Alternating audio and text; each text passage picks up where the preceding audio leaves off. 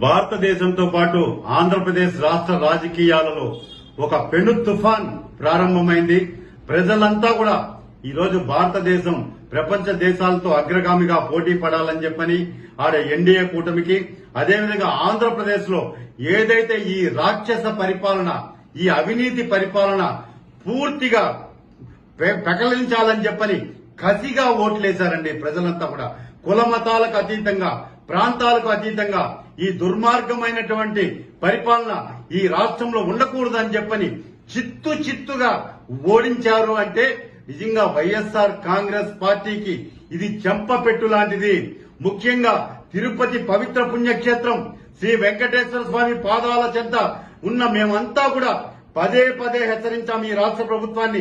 అయ్యా జగన్మోహన్ రెడ్డి, వెంకటేశ్వర స్వామి జోలికి రావద్దు, వెంకటేశ్వర స్వామితో చెలగాటం ఆడద్దు, ఆయన డబ్బుని తాకద్దు, నిప్పుతో చెలగాటం అగ్గిని తాకినట్లే అని చెప్పి హెచ్చరిస్తే అధికార బలంతో, అహంకారంతో కళ్ళు నెత్తికెక్కి ఈడ ఒక అధర్మారెడ్డి, ఒక నీచుడు, ఒక ధర్మారెడ్డిని తీసుకొచ్చి నువ్వు కొండ మీద మూడోసారి కూర్చోబెట్టి వెంకటేశ్వర స్వామికే పంగనామాలు పెట్టాలనుకుంటావా?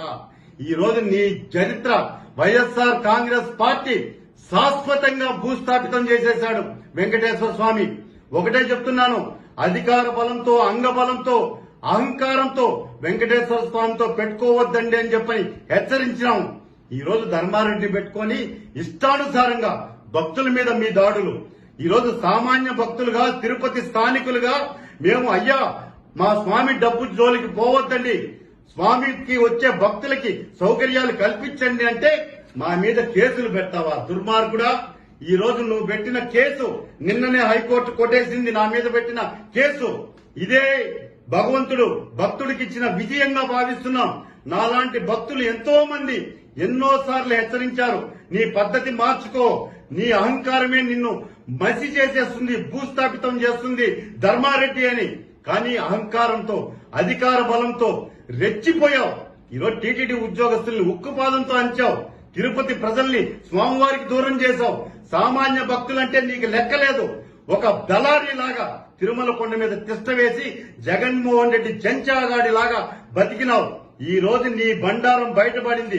ఈ రోజు నా మీద పెట్టిన కేసులు నువ్వు పరువు నష్టం కింద వేశావు, దానికి సమాధానం చెప్పా. ఈ రోజు నా మీద వ్యక్తిగతంగా కేసులు పెట్టావు. దుర్మార్గుడా, నీ కథ ఇప్పటి నుంచి కౌంట్ డౌన్ స్టార్ట్ అయింది నీకు. నువ్వు ఎక్కడికి పోయినా కూడా ఈ 5 సంవత్సరాల కాలంలో తిరుమల తిరుపతి దేవస్థానంలో ధర్మారెడ్డి అధర్మంగా చేసిన పనుల మీద విచారణకు ఆదేశిస్తాం.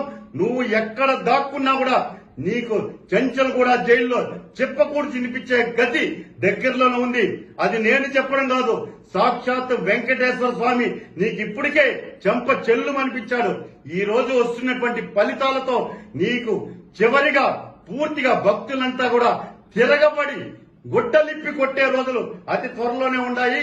ఎక్కడికి తప్పించుకోలేవు ధర్మారెడ్డి, నీకు అంతం కాదిది. నీ కథ ఇప్పుడు ప్రారంభమైంది, కాసుకో అని చెప్పి ఒక శ్రీవారి భక్తుడిగా, వెంకటేశ్వర స్వామిని మనస్ఫూర్తిగా కొలిచే ఒక సామాన్య భక్తుడిగా నీ అంతం కాదు, నీకు పతనం ప్రారంభమైంది. నువ్వు ఎక్కడెక్కడైతే అక్రమ సంపాదన వెంకటేశ్వర స్వామిని అడ్డం పెట్టుకొని జగన్మోహన్ రెడ్డికి చేర్చావో వాటన్నిటినీ కూడా పైసాకు పైసా వడ్డీతో సహా వెంకటేశ్వర స్వామి ఉండికి చేర్చే బాధ్యతని శ్రీవారి భక్తుడిగా మేమంతా కూడా తీసుకుంటామని చెప్పని ధర్మారెడ్డికి చివరి గడియలు ఆరంభమైనాయి. తోలు ఒలిచేస్తారు భక్తులంతా కూడా. ధర్మారెడ్డి కాసుకో, నీ టైం దగ్గర పడింది, కౌంట్ డౌన్ ప్రారంభమైంది. మూటాముళ్ళు సర్దుకొని వెళ్ళిపోవాలనుకుంటున్నావు, నిన్ను పంపించే ప్రసక్తే లేదు. నువ్వు ఉండాలి. నువ్వు ఎక్కడెక్కడైతే అక్రమంగా సంపాదించిన ఆస్తులన్నీ వెంకటేశ్వర స్వామి ఖాతాలో జమ చేయిస్తామని చెప్పని ధర్మారెడ్డి హెచ్చరిస్తున్నా, కాసుకో.